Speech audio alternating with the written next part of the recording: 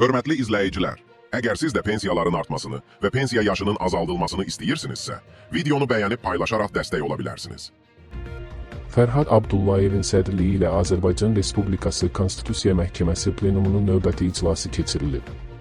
Konstitusiya Məhkəməsinin mətbuat xidmətindən bildirilib ki, iclasda Bakı Apellyasiya Məhkəməsinin müraciəti əsasında Azərbaycan Respublikası Əmək Məcəlləsinin 172-ci maddəsinin 5-ci hissəsinin şərh edilməsinə dair konstitusiya işinə baxılıb. Konstitusiya Məhkəməsinin plenumu iş üzrə hakim K. Şəfiyevin məruzəsini maraqlı subyektlər Bakı Apellyasiya Məhkəməsi və Milli Məclis aparatının sosial qanunvericilik şöbəsinin mülahizələrini, Ali Məhkəmə və Vəkillər Kollegiyasının mütəxəssis mülahizələrini, ekspert Bakı Dövlət Universitetinin Hüquq Fakültəsinin Əmək və Ekologiya Hüququ kafedrasının professoru, hüquq elmləri doktoru Aqasımovun rəyini və iş materiallarını araşdırıb müzakirə edərək qərar qəbul edib.